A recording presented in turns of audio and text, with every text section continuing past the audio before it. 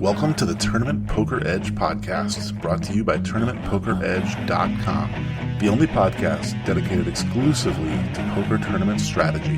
Now here's your host, Clayton Fletcher.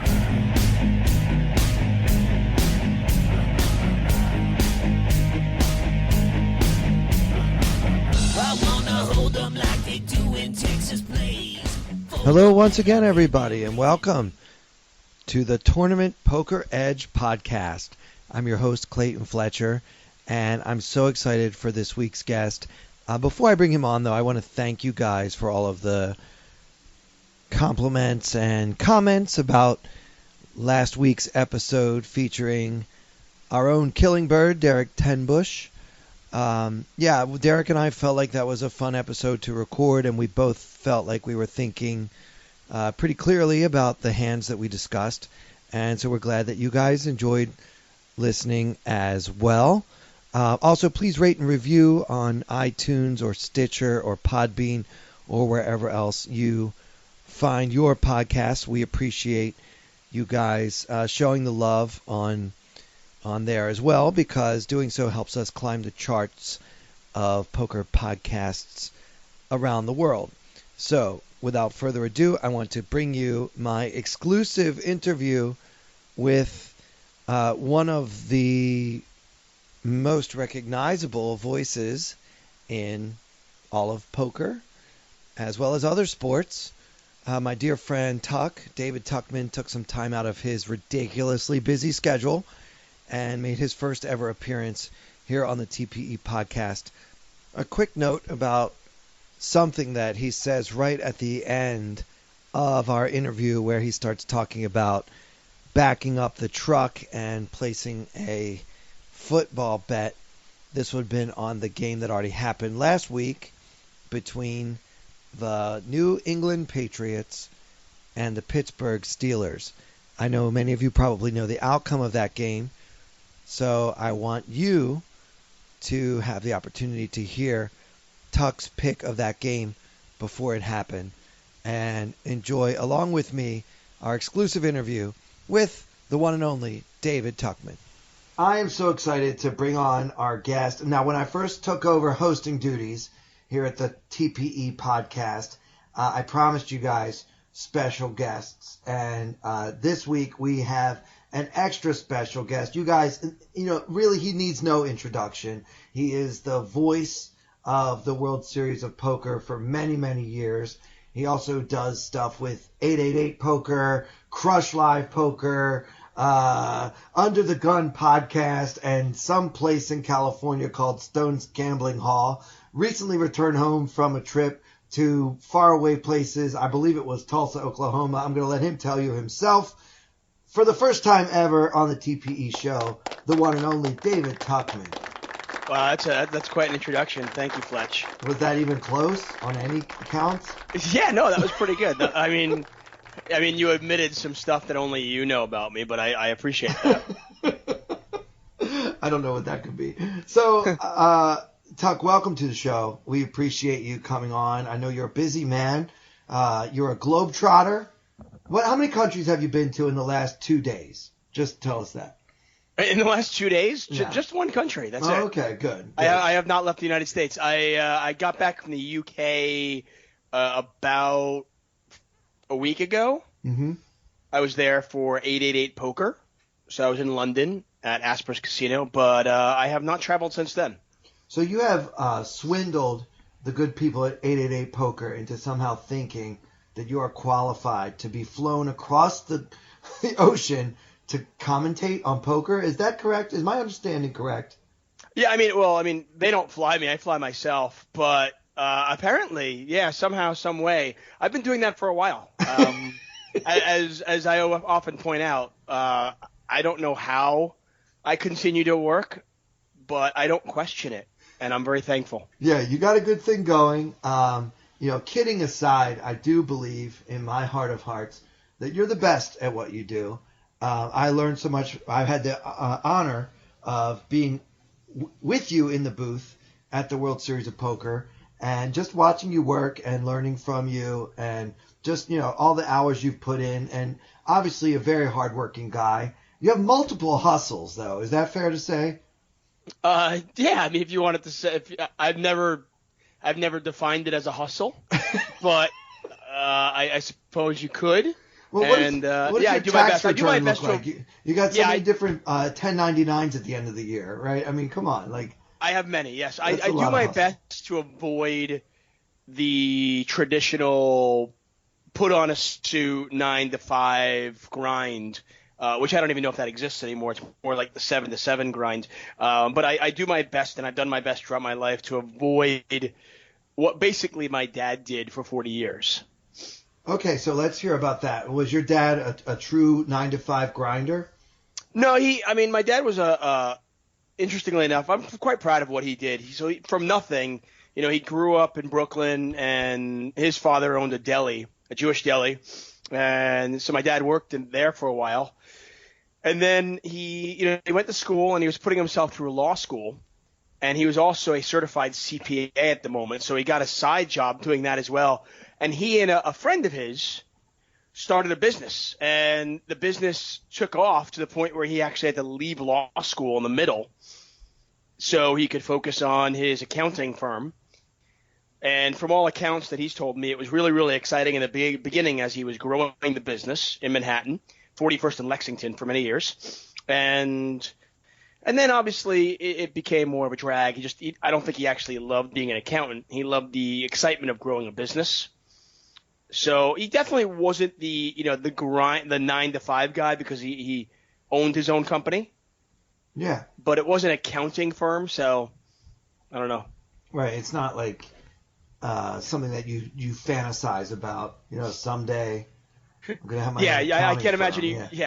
Yeah. Nobody is sitting there like, nobody is going to like Pornhub and going, hey, accountants. Well, there is that one James Bond where he's an accountant. That's a really good one. Okay, I'll check that out. Hold on, let me put it in like. Just give me 3 minutes, guys. Yeah, licensed to subtract. So, Tuck, I love working with you every summer at the World Series. I managed to, and I want to use the word swindle correctly here, I managed to swindle my way into the booth the last few years. Now, at what point during the year, like here we are in December, at what point in the year do people start to ask you, will there be a live stream this year? Are you doing it? Have those questions started yet? And if not, can I be the first to ask? You would be the first to ask. Usually right. That starts in around February. Yeah. It's And a tradition, Yeah. After the Super Bowl, we start the Tuck season. In all fairness, my wife asked too. She's like, oh, are you going to Vegas this year? And I'm like, I don't know yet. Because, I'm not on a multi-year contract or anything like that. I'm not as lucky as Ali Najad, who gets like a multi-year deal with Poker Go. Oh, yeah. I am on a freelance year-to-year basis type situation. So, every year around, when the schedule comes out, I usually give some people a call, and we start touching base and figure out if there's going to be a live stream and how it's going to look each year. Interestingly enough, 2017, it got to the point where it was so late in the game that I actually went ahead and bought concert tickets in LA, figuring I wasn't going to be – I would still go to Vegas, and I'd probably play a little bit, but I figured it wasn't happening because PokerGo had acquired the rights, and I thought they were going in a different direction. And I was like, okay. And I hadn't heard from, the bosses. I'd heard from some of the guys who were just like, we don't know, not looking great. And I go, okay. So I went ahead and bought tickets, and of course the next day I got the call saying, hey, what are you doing this summer? That'll be it's always fun. So that was this year, right? 2018. No, that was 2017 because we did the break. That was the first year PokerGo was ahead. We did it, and I knew they were bringing Lon in and Ali in to do a lot of the – I knew they were bringing Lon in to do a lot of the live streams, and they were doing a lot less live streams in 2017. The first year PokerGo was there. So, obviously the job that I had done for, many years was being done by Lon McCarran, we're good friends, does a great job. And I was like, okay, I guess, it is what it is. And then obviously I got the offer to do the break desk. which was a lot of fun. Yeah, and we all remember you in your vest, right? You had the look with the bow tie and the vest. It was very memorable. Yeah, I don't know what look it is, but it was a look. So how jealous of Ali Najad are you in general? I'm not generally a jealous person. But when it comes to Ali, I mean, we can all hear it in your voice every time you mention his name. Like, there's a little tear in your eye. Yeah, okay, fair enough. I actually, funny enough, I just saw Ali. He was in London. He came out as a guest. Oh. Yeah, he came out as a guest of 888 Poker. Nice. And I met his girlfriend, lovely girl, and they're like gallivanting around the world, going to the top 50 restaurants. And he's taken a few lists and he's kind of like merged them to make his top 50. And there were a few in London. I know he went to Barcelona to go to tickets. So he's been like doing that. He's got a great deal. He does a great job. The thing with Ali, you can be jealous of somebody and at the same time still love them. Yeah. Right? Oh, yeah. Okay. Yeah. Because, in some ways, I'm jealous of Ali. You know, I got to work with Nick Schulman for a cup of tea, and he was so good. And when Ali got the gig to work with Nick for Super High Roller Bowl, and then obviously they were so good together, they were like, oh, that's the team. I was like, Yeah, of course. Because I had worked with Nick. In fact, I think Nick basically popped his commentary cherry with me. Yeah, I've actually heard Nick tell the story about how he came to you and said, I think I might like to get into doing commentary, and would you help me? Yeah, he was very humble about it. He was such a cool guy, and I have so much respect for Nick. But yeah, in terms of being jealous, the fact that Ali gets to work with him and cover the World Series of Poker main event, that's awesome. And how many of the top 50 restaurants in the world have you actually been to yourself? Have I been to? It depends on whose list you're looking at. But based off Ali's list, I've been to like 7. Okay. And he's doing all 50. Yeah, that's never going to happen for me. Yeah, so... I've got kids. Little jealous. You're a little jealous. I'm a little jealous. But like I said, I'm not... I'm a firm believer in this, okay? Uh-oh, he's about to get philosophical. I know the tone in Tuchman's voice. When you know me well. Yeah, here it comes. We're all listening. There's a great book called The Art of Happiness, okay? And I'm not usually like, Dalai Lama, all that. I'm not usually one of those guys. But there's a great book called The Art of Happiness that I read. And in it, there were many things in it that spoke to me. But one thing that's particularly kind of resonated with me was, if you can spend your whole life being jealous of the guy down the street who has the better car or the better looking wife or more money and I feel like if we always spend our time thinking about what we don't have and the guy that we're jealous of, because I can look at it and be like, cool, God, I wish I had Ali's gig. And then Ali could be looking at it going, man, it was fun working for CNN. Maybe I could do something else. Maybe I can get out of poker and be more mainstream. Or I could look at Joe Buck and be like, oh, man, I want to do a Super Bowl. At what point do you stop? Yeah, well, I've worked with famous, like, A-list stand-up comedians, and they are backstage complaining about how they're not getting the parts in the movies that they want, and I think it just really never stops. So you're right about that. You are. That book is right on. And that's kind of what I was getting at in a sense. Like, it's just like, I'm an incredibly lucky guy. You pointed out. Somehow I have been able to swindle and hustle my way all over the world to talk about poker and the NFL and NASCAR and play poker, and I know how lucky I am. So I'll just leave it at that. Yeah. I know how lucky you are too, Tuck. Yeah. And I told you many times you're a lucky son of a gun. And I also know how jealous of Ali Najad you are, but I'll let that go for now. We're all jealous. He has the life. But at the same time... His girlfriend's too tall for me, though. Oh, well, there you go. There's one thing you wouldn't say. His girlfriend's way too tall. She's like, honestly, dude, Ali's not a tall dude. Ali's like, unless she was wearing high heels that I didn't notice. No. Ali's like, I don't know, what, 5'8", 5'9"? Maybe 5'8", yeah. Right. She's like 5'11". Wow. Yeah, she is a tall girl. I mean, maybe she's 5'10" without heels. I didn't look down at her shoes, but she's a tall girl. Now, see, I feel like every girl I meet, regardless of her height, says, I like tall men. Like, I never hear a girl saying, I'm attracted to men who are shorter than I am. In fact, I have a friend, my best friend is 5'8", and he complains all the time about how this, like, whole society, like, it's okay for women to be biased against men who are below average height.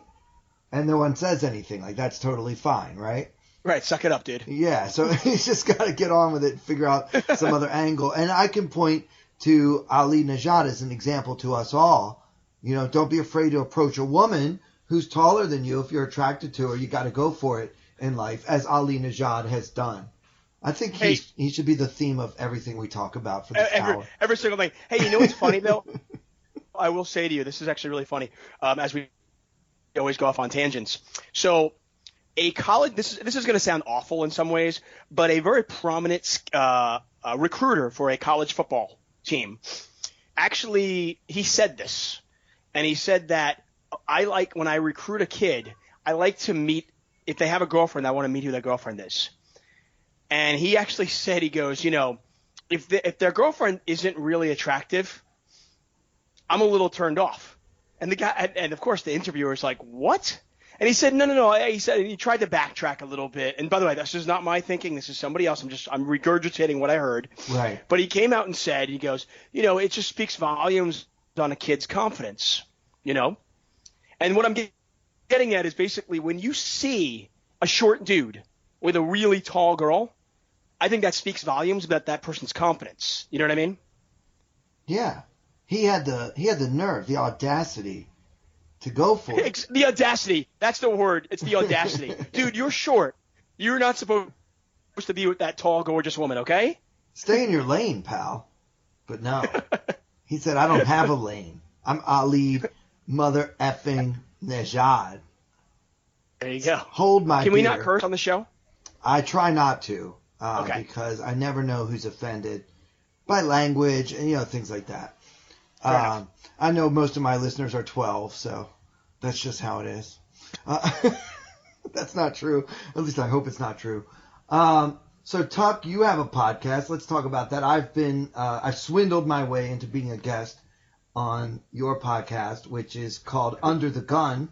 Everyone should download and listen to that on iTunes.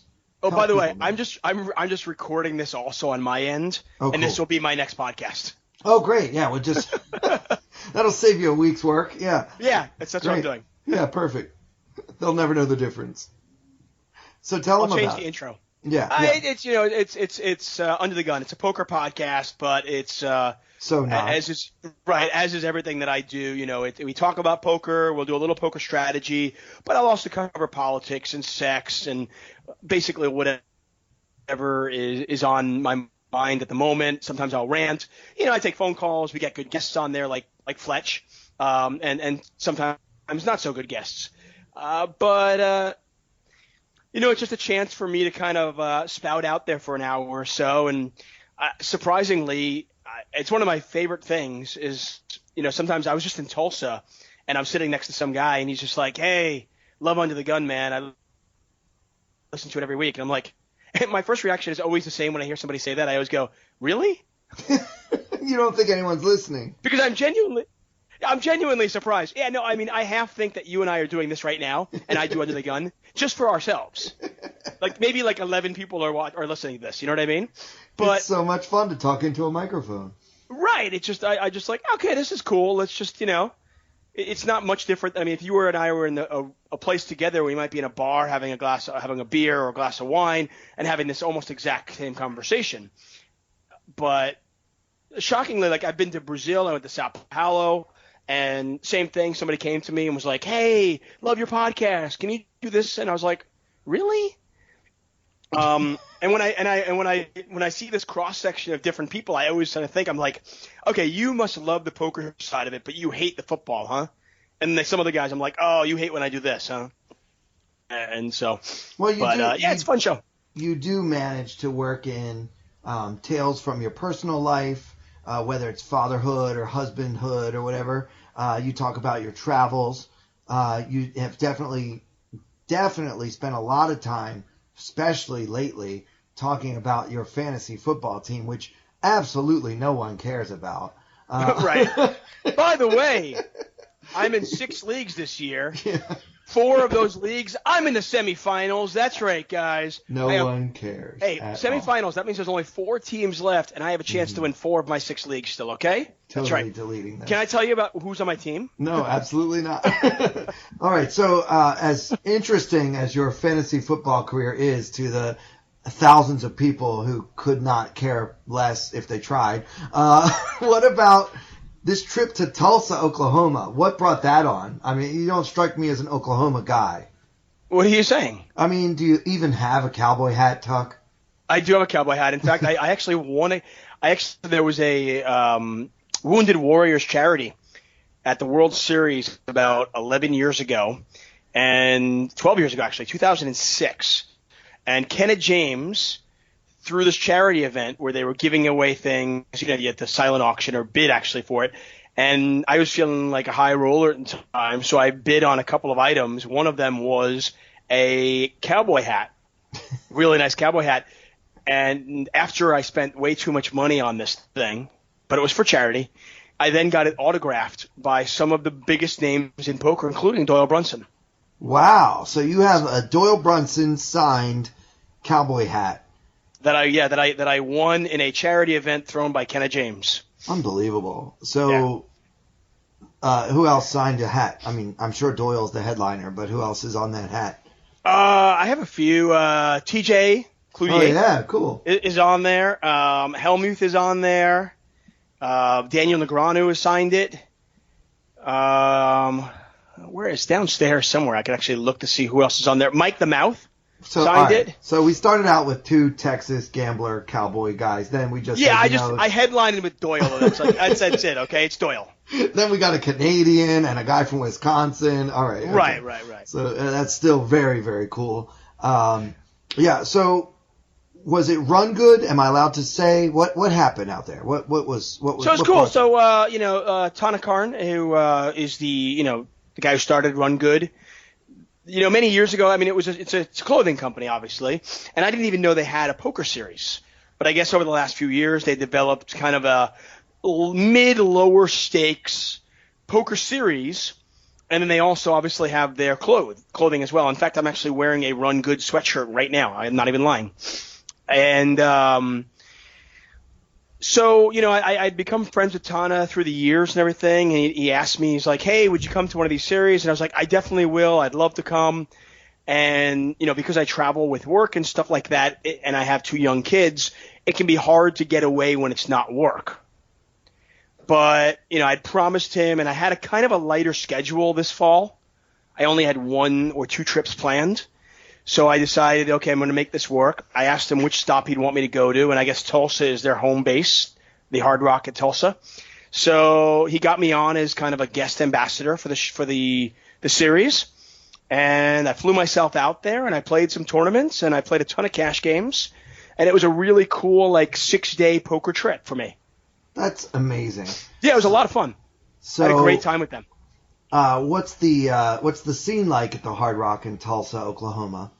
It's a kind of a cool little, it's a cool casino, actually. I had never been to Tulsa, which was another reason, as, we're pretty lucky in the sense that, I know you travel with poker and you get to travel with comedy, and for me, it's for poker generally, we get to see a lot of the world. And sometimes, we don't get to see our own country.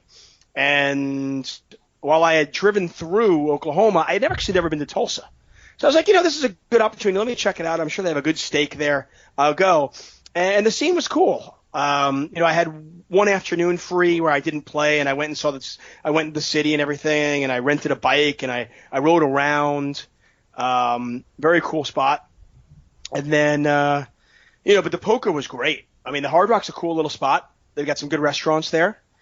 And the poker room was, the floormen there, the guys who were running the poker room, top notch. The dealers were good, and the games were phenomenal. I was playing, for the most part, a 2-5 game with the Rock.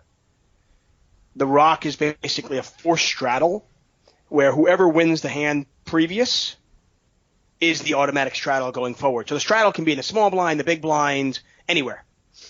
So I was playing a 2-5-10 game with the rock, and the games were phenomenal. So I tried to put in, at least 10, 12 hours of poker every single day while I was there. Right. Wow. So yeah, I love that rock thing. I mean, I used to see that some version of that with limit hold'em back in the day, where they would have a kill. So if you won two pots in a row, then you had to put up kind of an extra blind or something. I don't know if I got that right, but they called it a kill. Yeah. They would make, a lot of times it would be either a kill or a half kill. So if you were playing 20-40, the game would become 40-80, or they do a half kill where the game would become 30-60. And if you were the one who won the last two pots, your money would already be in there. Yeah, you had to post. All right, yeah. So, all right, well, cool. So our listeners are interested in tournament poker, and you said they had the Run Good Poker series out there. So, and you said it was small to mid stakes. So give us an idea of what the buy-ins were like for the series in general. So the first tournament we played was a pro bounty tournament. So there was a bounty on my head. It was like a $130 tournament.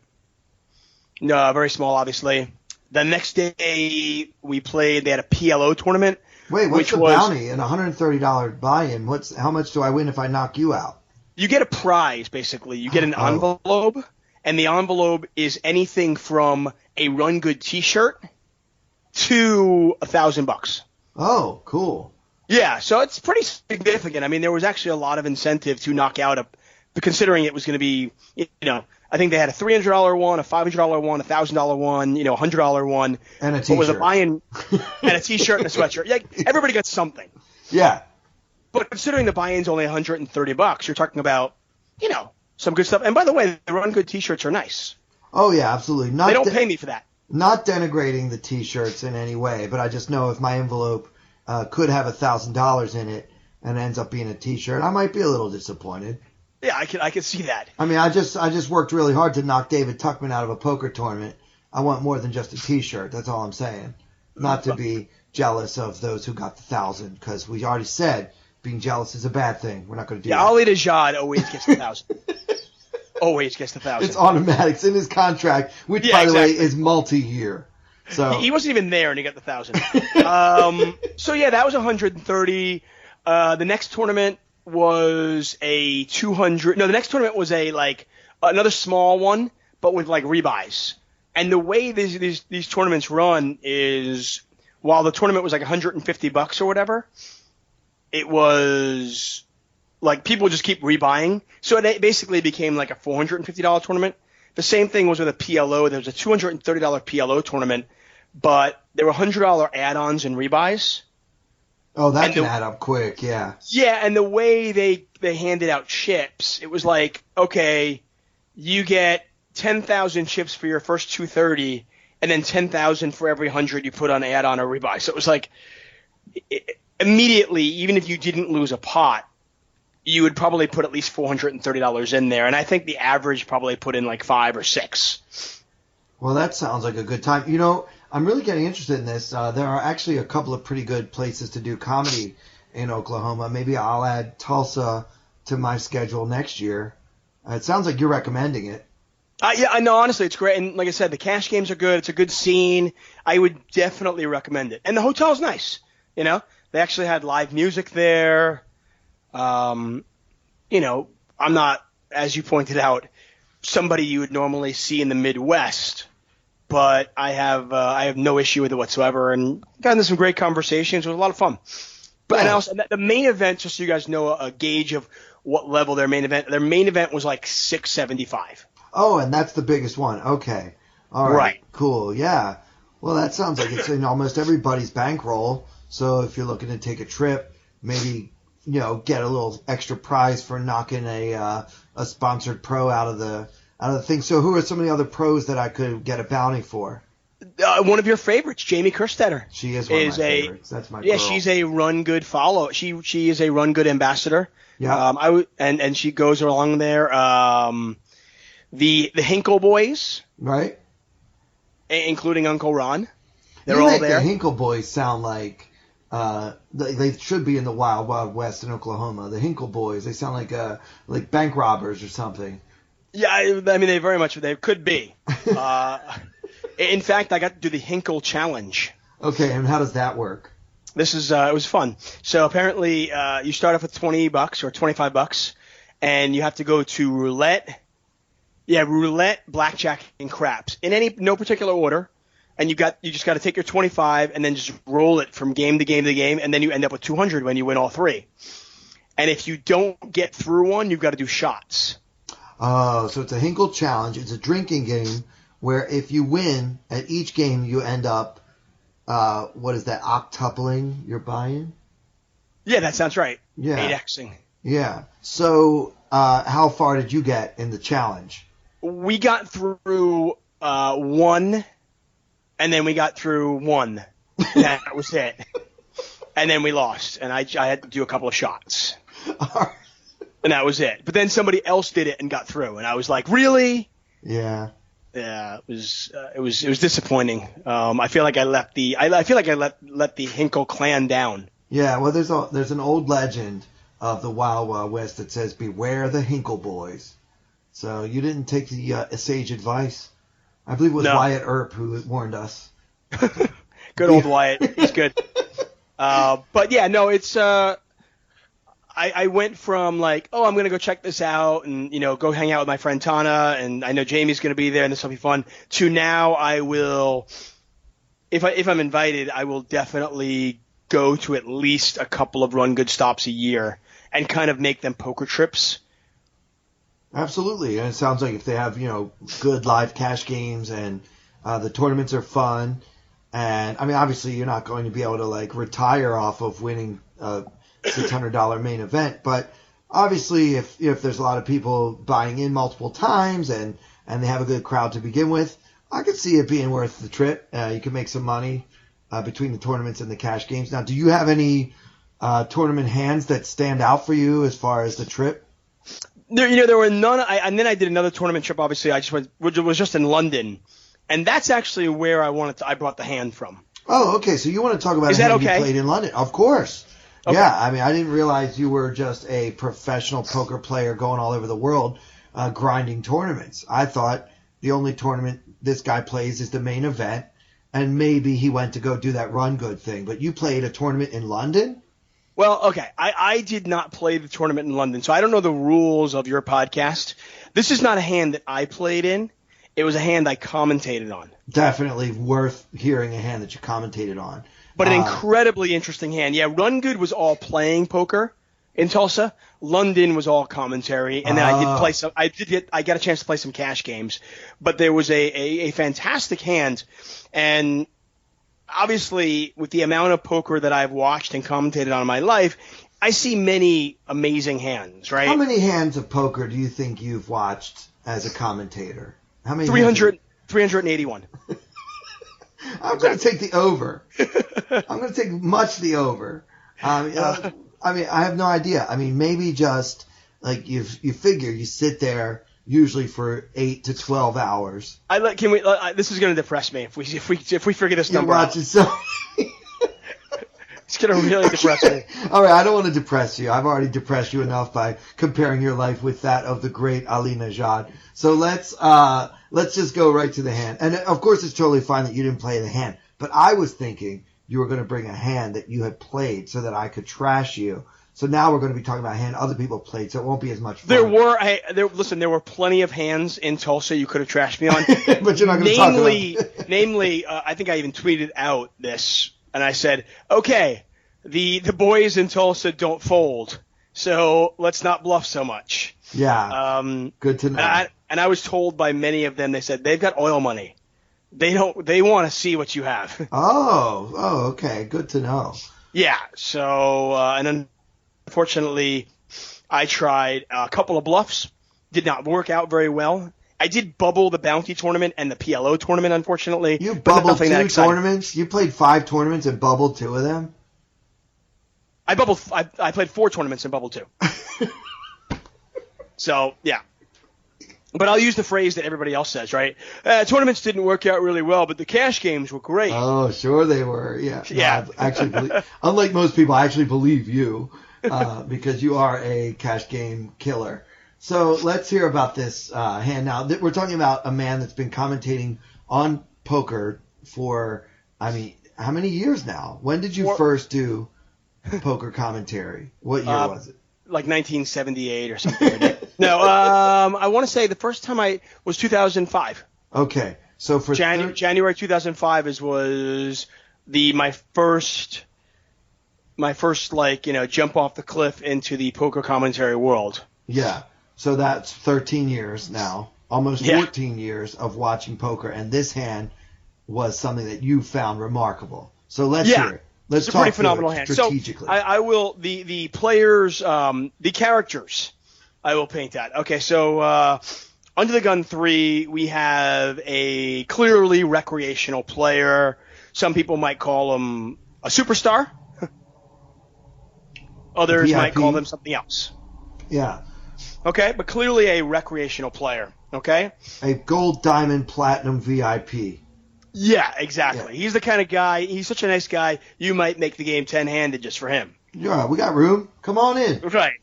And on his left is a player you might know is Antoine Labat. Yes, we know him. We've actually talked about a hand that he played in this year's World Series on this podcast. So Antoine's reputation precedes him. He's a very aggressive player. This is a guy who, I think he finished 9th this year in the main event, right? That sounds right. Yeah, I believe so. Right. He had the infamous kings versus aces hand. Anyway, right. So I will set the stage. Blinds are 30,000, 50,000. Yes, correct. 30,000, 50,000 with a big blind ante of 50,000. The buy-in on this tournament, by the way, was 1,100 pounds. Okay. Mm-hmm. So it's a good turnout. They had well over 600 people for this tournament. So a juicy field, a prize pool of well over $600,000. We are at the final table. 9 players remain. And the short stack has about 10 big blinds. And our superstar is the chip leader at the table with about 70 big blinds. He has 3.5 million in chips. Okay? Antoine is middle of the pack. He has 44 big blinds at the start of this hand on 2.2 million chips. Okay? Okay. Now, our superstar had been very active up till now, and we were not sure if everybody at the table just thought he was being crazy or if they realized that he was getting big hands because he was just getting hit with the deck. He's picking up 10s, queens, kings, aces, ace-king. And he was getting 3-bet a lot. It was very clear that the pros at the table were trying to ISO him. They were coming after him because he's the superstar. But right. You in the commentary booth, you can see that he's actually getting hit with the deck. But you're starting to wonder if everyone at the table has been aware of that. Yeah, and I try to point that out to our viewers all the time. I go, oftentimes, what we're aware of at home and in the commentary booth, the players at the table might not be aware of. So you have to keep that in mind. Right. Anyway, so it folds around to our superstar, under the gun +3. He raises to 115,000. Again, the blinds are 30-50. And he has pocket queens. Antoine Labat on the button makes it 3-bets it to 350K with Jack 9 of diamonds. And he has how much behind? He has 44 big blinds, so he has 2.2 million. And our superstar is 3.5 million. He's the chip leader. So 70 big blinds versus 44 big blinds. Obviously 44 effective. 3 bets to 350. Folds around back over to our superstar, who decides, instead of 4-betting, decides just to call.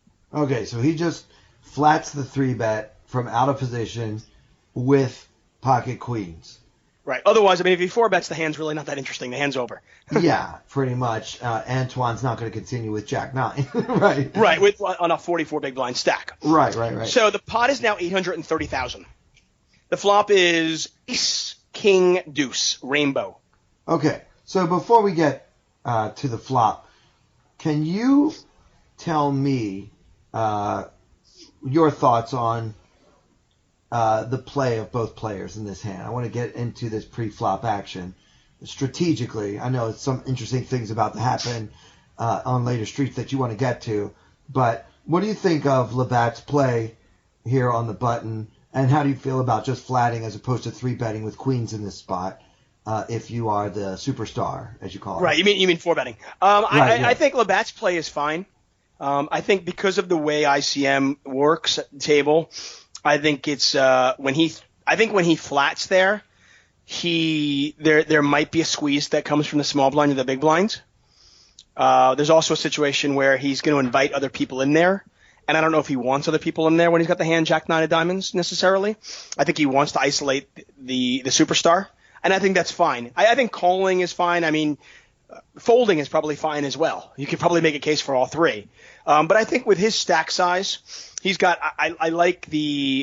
his stack size, I think 3-betting is a really nice play because he can easily fold to a 4-bet. It's not the end of the world, and he can put a lot of pressure on his opponent with that stack. From a tournament perspective, I mean, I'm not a tournament player, but I always find, sometimes those 35 to say 45 big blind stacks are kind of awkward because I feel like c-betting and double barreling in good spots that make a lot of sense in a cash game where you're really deep. Sometimes you can't do it in a tournament because you're just not deep enough. Yeah. And that's always been one of my problems. When you have 200 or 300 big blinds because you're playing in a cash game, that just don't make sense in tournament play. Right. So that's always the issue. So I think the 3-bet is fine. I think our superstar probably wants to 4-bet this particular hand. Like, do I really want to play out of position with queens against a guy who's obviously very, very talented when I have the chip lead on him? To me, queens are certainly a good enough hand to get 44 big blinds in. If I 4-bet and he goes with it, okay, so be it. Tap the table. If he's got you beat, he's got you beat. But I just feel like, there are spots where, maybe flatting is correct. I don't think queens are that hand. Yeah, I agree with you. I feel like, first from Antoine's perspective, the Frenchman, as I like to call him on this show, when he 3-bets, he's got a lot of good reasons for doing that. Some of them you pointed out. My favorite reason for doing that is because it appears that the superstar has been getting out of line, and I might be able to just take this down with this 3-bet, but even if I don't take it down, I'm going to have the button against the worst player at the table, and, of course, he probably has a better hand than Jack 9. Wait, but did I say he was the worst player at the table? I don't remember ever saying that. You did not say that.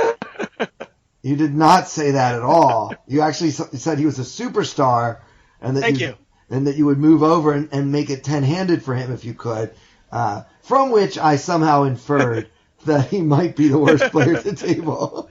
Forgive me for being so presumptuous. So yeah, in this spot, you can, as you said before, isolate and get heads up with him in position. Yeah, I only have Jack 9, but my skill edge post flop is going to be so significant against this player. And also, like I say, he doesn't appear to have had a lot of discipline at this final table. We're still 9-handed, so we haven't been playing for that long. And so far, this guy's been involved in so many pots. Like, again, Antoine doesn't know the guy's been getting hit with the deck. Right. So, although, keep in mind, even though we're still 9-handed, we had actually been playing for about an hour and 20 minutes at the final table. Oh, okay. This was not like 10 minutes into it. They've been playing for a while already, and we haven't lost anybody. We came to the final table where the average stack was fairly deep for a final table. At this point, it was starting to get a little shallower. Yeah, I mean, there's 130,000 in the middle, and some of these guys have like 500,000. So I mean, you're talking about an M of like 4, which is really, really small. Right. So, but these two players actually have chips to play with, and I could definitely get behind the 3-bet. I prefer 3-bet in Labatt's shoes to flat calling, and I also prefer it to folding. So I think I would probably 3-bet in this spot too, especially given the dynamics you mentioned. And yeah, I think it's absolutely mandatory that if you have this image where it looks like you've been getting out of line, and now you have the third nuts. Just go. It's 44 blinds. Go. Right, and by the way, even if if you happen to walk into aces or kings and you're just unlucky there, so be it. Then so be it. But he was still at 26 big blinds behind. Yeah, it's not like he would still be. Anyway. Yeah, he would not be out of the tournament. He would still be there, and I just feel like you put yourself in a really tough spot against a very dangerous player in Antoine Labat, or the Frenchman, as you call it. Yeah. So flop comes out ace king deuce, rainbow. So. And the pot is 830,000 now. Our superstar now makes a play that really kind of sets the hand from flatting pre-flop, which is already a little bit unconventional. Now he does something a little bit even more unconventional. He decides to now lead out with pocket queens. The donk bet with 2 overs. Wow, that's okay. There's 2 overcards to my pair of queens. And what is his sizing? What does he bet? And by the way, I've just been 3-bet. Right. He bets 360,000 into 830, so it's not even that small a bet. We're talking about a bet of about 40% pot. Right. It's not like a scared little blocking bet. It seems to have some weight to it. Yeah, this bet's got a little bit. It's got some teeth. Obviously queens are kind of the one hand where you're like, wow, that's a really weird hand to actually lead out with on this particular board, especially against a 3-better, but he decides to do this. And it was at this point that I was doing the commentary, and I'm thinking to myself, I'm going, wow, okay, this is a tough spot because, in a cash game, this is a fairly easy float. And, if you're deeper in tournaments, it's a fairly easy float, I think. But, Antoine only had about, at this point, like 39 big blinds behind. Yeah, and this will cost him, yeah. Right, so it's one of those situations where it's like, okay, does he, is he deep enough to kind of maneuver this? Labat tanks and then decides to call the 360,000. Once again, I mean, the flop is ace king deuce, rainbow. Labat has jack 9 of diamonds. Right, he has. And are there any diamonds on the flop that you? There is 1 diamond. Okay. So he's got backdoor diamond draw and a backdoor straight draw. Right, so in other words, not a whole lot. Yeah. And especially for his stack size. But I think in Labatt's shoes, let's try to figure out what makes him call. I think that nowadays, we actually talked about this on a very recent episode about how I like to donk lead with a wide range. Like I would donk lead here with 2 pair. I would donk lead with a lot of my hands because it really confuses my opponents. And anytime you can confuse your opponents, they're more likely to make mistakes. And at the end of the day, all your poker profits come from your opponent's mistakes. So we talk a lot about, I was actually talking a couple weeks ago with one of our TPE coaches, Jason Smith, who he said he virtually never does the donk lead because it's too hard to balance your range. So I think and he has a great point, by the way. It is hard to balance your range when you do that. You have to make sure you have enough bluffs and enough value bets to make it worth doing. And the standard play is always to check to the razor. So perhaps Labatt sniffed that out and he said, if this guy had an ace or even a king, would he really just bet right out after I 3-bet pre-flop? And, he's been studying him for a while, now at least an hour. And maybe he just determined that there's a good chance the guy has nothing. And he's just hoping that I don't have an ace or a king. And I think that's clearly the case there. By the way, I thought Jason Smith was going to join us. Yeah, he was. That was when we thought we were doing this later. Okay, fair enough. We had to change the time, yeah. I got that. That's on me. I think that's clear. And I, by the way, I actually defer to you. I do like having a lead out range occasionally. I like mixing it up, especially against certain players where you might play, you might dare, we say, be unbalanced against certain opponents because you think you can exploit them that way. And that's okay. I especially actually I like check call and then lead turn sometimes. That gets people to kind of spaz out sometimes also. And I think it can be a very effective play. Where I'm not going to have a lead out range is heads up against a 3-better on an ace king deuce rainbow board.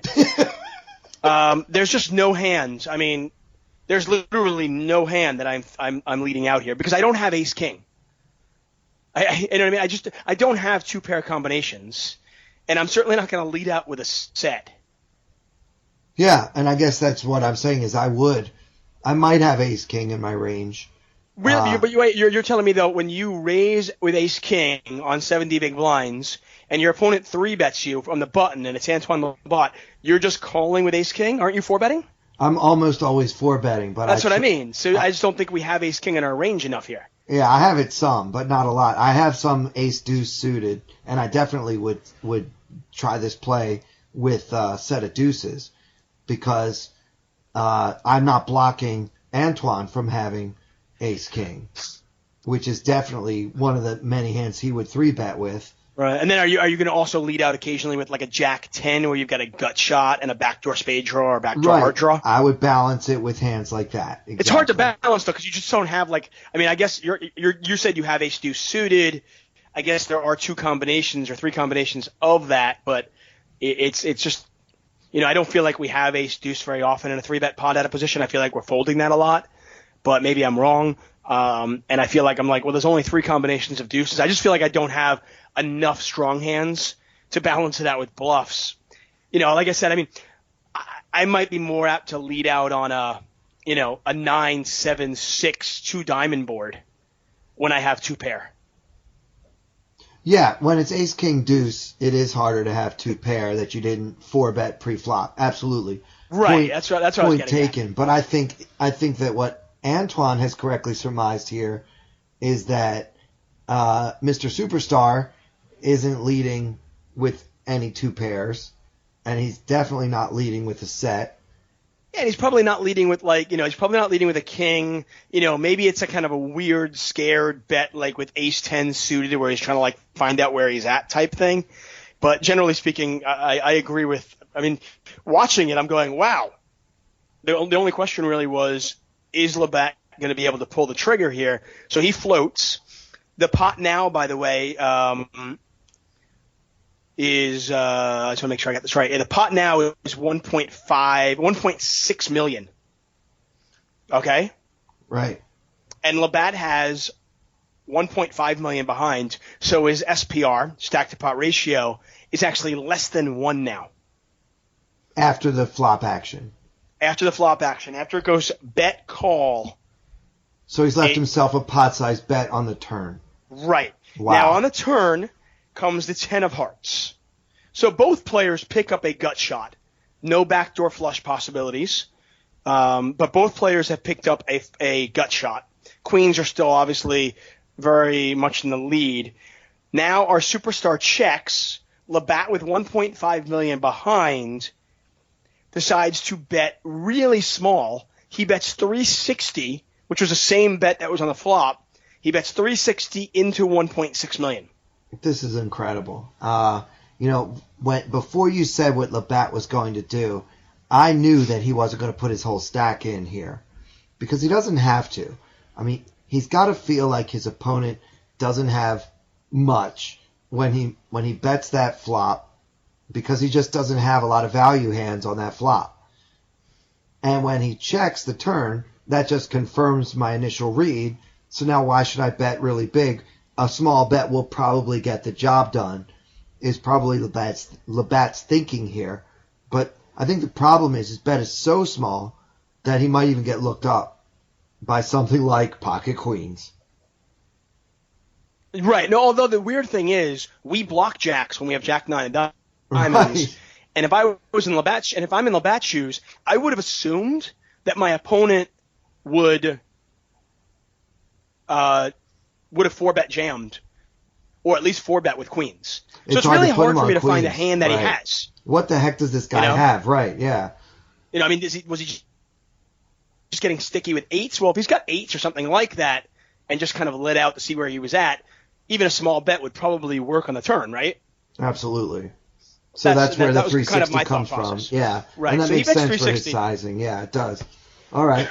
Well, it also leaves him enough, and I think a lot of players make this mistake of they size a bet. They don't see the hand through before it happens, and they screw up sizing to the point where by the time the river comes out, they don't have a bullet left because the pot's 2.8 million and you've got 500,000 left, and you're like, well, I guess I have to go all in here. But now you've given your opponent 7-1. You want to make sure you size your bets so you do have enough ammunition on the river to get your opponent to fold. And I think that's another reason why he bet small, thinking, okay, I can get him to fold his absolute nothing.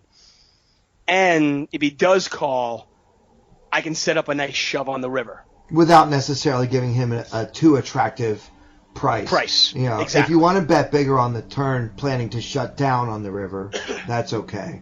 But I agree. I actually thought that was the two things to go. I would either bet bigger on the turn with the intention of just shutting down on the river, or bet small, make it look like you've got a monster to then shove the river. So you don't, how would you play it if you actually had ace king? You probably would call, bet small, and then shove. Yeah. Yeah. So he's got a definite hand that he can represent. He can represent ace king this way, and he can also be pretty sure his opponent doesn't have that or better, just based on the action and just, what's been going on here. Yeah. Right. So, by the way, Lawless tanks, and he calls.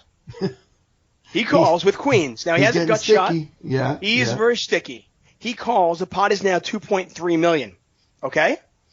The river is completely meaningless, and I was really happy that it was meaningless because, if a jack or a queen came off, it kind of would have been a boring river. Yeah, it's no fun. Right. It was a 5 of diamonds, which didn't help either player. Lawless once again, the superstar once again checks, and Antoine Labat tanks and then shoves for $1.1 million. So he shoves $1.1 million into $2.3 million. Pot's now $3.4 million. So he's giving his opponent 3-1 to make the call. Lawless tanks before eventually the superstar mucks his 2 queens, and that catapulted Antoine from 5th in chips to chip leader. Wow. So he had a plan to try to get involved with the player that he perceived himself to have a substantial edge over, right? And then he got involved with that player and basically outplayed him on every street. Yeah, and it was very, very impressive. I mean, the thing that I loved about it, and I'm watching this, and I'm such a poker geek, and I've seen a million hands, but I watched this one and I just loved it. And the 3 reasons I loved it was, obviously you pointed out already, he's ISOing the superstar. Then on top of that, I love the fact that a lot of players will have the instinct to do something, but then they look at their stack and they're like, I've got 40 big blinds. This is stupid. I just don't have enough ammunition to get this done. And somehow he figured out a way with his stack size to make it work. And then the last part of it that I thought was so impressive was I mentioned to you that we were 9-handed. So we're talking about he basically committed ICM suicide in the sense that, first place is 121,000 pounds, real money. Second place was like 83,000 pounds. Fourth place was like 40,000 pounds. Okay? And ninth place was about 10K. So, he put himself on the line where he really could have just folded, not gotten involved, and laddered up at least 5 or 6 spots without even worrying about it. But he put his tournament life on the line right there, 9-handed, and you just don't see many players do that these days. Right, but the players who do it are more likely to win tournaments because they're not worried about laddering up. They're taking the chances that you need to take to actually play for first. And it's much easier to do when 6 months ago you got 9th in the main. Obviously. Yeah. It's a lot easier to go, you know what, I don't care about this 25,000 pounds. Yeah. I just made $1 million. Yeah, like the difference between winning 9th or 5th doesn't matter. I'm actually here just trying to win the thing. And, obviously playing with that kind of abandon does give you an edge over players who are looking at the scoreboard and trying to ladder up the prize pool and all of that jazz. So, yeah, I love it. And maybe he perceived just the weakness. He's probably going to be surprised to find out that his opponent had queens. And I don't think he was trying to bluff him off of queens. I think he put him on something much worse. Although, the way the hand played out, how could you possibly call with queens? Yeah, it's impossible to put on any hands. What hand calls the turn? I can't really think of one. Yeah, it was hard to come. I said no heart draw came. The 10 of hearts on the turn did bring 2 hearts out there, but even then, it's just like, what hand did he raise with pre? Yeah, that now has a flush draw. Yeah, it's hard to. Yeah. I mean, the king was a non-heart, but he's probably not leading out with a king. Just a really weird hand. But I thought it was just a masterfully played hand by Antoine Labat. And one of the things that I pointed out is, I try not to be results oriented. And when the superstar was tanking and looked like he still might hero call him, I said, I don't care if he makes this call or not. This is a brilliant play by Antoine Labat. I love the fact that he had the instincts and also, had the courage to follow through with his instincts. Yeah, absolutely. And, it might be in the category of don't try this at home. But, I wouldn't recommend that all of our listeners go out and try this exact play tomorrow night at your local card room. But, just kind of putting everything in perspective, because of what was on the line and because he had a real sense of where his opponent was at, he decided to go for it. And I think when I've made plays like this where I'm kind of risking possibly getting ninth when I have a stack that probably would average finish about third or fourth or even second, when I make the play, I know that I'm making a play that is a good play. And if it doesn't work out for me, it was still a good play. I try to think about that before the guy folds or calls so that if he does end up calling, I say, all right, well, nice hand. I tried something. It didn't work. See you next time. Yeah, and then by the way, sometimes you just walk into somebody's top of their range too. I mean, if our opponent had queens there, he could have just as easily had tens there. Right, and then he just binked it. Right, yeah. Yeah, and it's like, okay, well, you got unlucky, and but I think when you start dissecting this particular hand, and you go, well, the flop's ace king deuce. My opponent just let out. What's the best hand he can have here? And you start thinking of maybe like a crappy ace or something like that, and maybe he doesn't fold that. Based on the fact that he tank folded queens, who knows? But I know when I'm in these situations, a lot of times I have these instincts, like I know my opponent's weak, and I'm like, oh, I should try this, and then some of the times I just don't pull a try. I'm too afraid to kind of follow through with it. Right. So I'm always impressed by guys who can, especially, it's not that big a deal, level 5 of a tournament. But, at the final table, when you're talking about thousands and thousands of pounds at stake, that's a big deal. Yeah, it is. So kudos to the Frenchman. Yes, the Frenchman. Monsieur Labat, very well played. And thank you, Monsieur Tuchman, for joining us here on the Tournament Poker Edge podcast. I know you're on a tight schedule, and we appreciate you taking the time to share some laughs and some learnings with us. Anything you want people to know, where can we find you? How can I stalk you on Twitter, et cetera, et cetera? You can follow me on Twitter. I'm at Tuck on Sports. I am creating sports betting content for PlaySugarHouse.com, and I just completed my Week 15 picks, and those will be up on my Twitter account very shortly. You guys can check those out. Let me know where I've gotten wrong. But hey, while nobody cares about my fantasy picks, this NFL season I am a solid 33, 22, and 2. That is very solid. It's hard to run that well or to pick that well in the NFL because the lines are so tight. That's very impressive, Tuck. Congrats on a really good NFL season. And nowadays, people would care about that because sports betting is getting much more widespread than it ever was before. And I think that's only going to continue with the Supreme Court decision. So, yeah, that's a nice little gig for you as a football guy. Great job. Can I tease my pick of the week? Yeah, why don't you? Okay. Will this be out before the weekend? Probably not, but I can delete it if it isn't. Fair enough. There you go. Well, only leave it in if I win. Okay, fair enough. Patriots are 16-4 in their last 20 games against the spread, coming off a loss. There is no certainty in sports betting. Okay, anybody that tells you there is lying. But I will say, the betting on the Patriots to cover the spread after they lose a game the week before is about as close to an ATM machine as you will get in sports betting. Yeah, and especially with the way they lost last week to the Miami Dolphins, I think, yeah. So I just put and the spread. And by the way, they're only like -1.5 or -2 versus Pittsburgh right now. Yeah, it's a virtual pick'em situation. Exactly. I would just back up the truck. That is my game of the week. All right.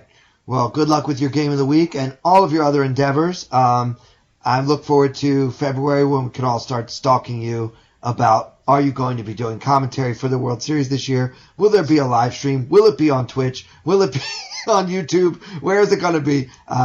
And you can look forward to that.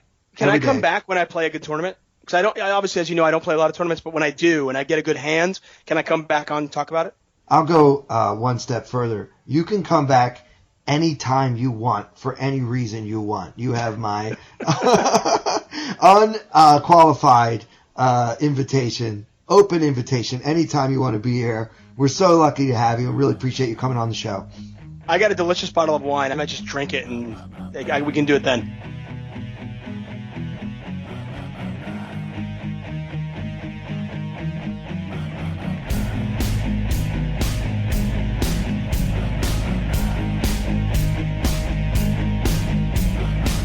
I wanna hold them like they do in Texas plays. Fold them, let them hit me, raise it, baby, stay with me. Luck and intuition, play the cards with babes to start. And after she's been hooked, I'll play the one that's on her heart. Oh, whoa, whoa, whoa, whoa. I'll get her heart, show her what I got. Oh, whoa, whoa, whoa, whoa. I'll get her heart, show her what I got. Can't read mine, no she can't read a mile. Poker face, she's got to love nobody. Can't read mine, no she can't read a mile. Poker face, she's got to love nobody. Poker face, poker face. Poker face, poker face. I wanna roll with her, a hard pair we will be. While little gambling is fun when you're with me. I love it. Russian roulette is not the same without a gun. And baby, when it's love, if it's not rough, it isn't fun. Oh, whoa, whoa, whoa, whoa. I'll get her heart, show her what I got. Oh, whoa, whoa, whoa, whoa. I'll get her heart, show her what I got. Can't read mine, no she can't read a mile. Poker face, she's got to love nobody. Can't read mine, no she can't read a mile. Poker face, she's got to love nobody. Poker face, poker face. Poker face, poker face.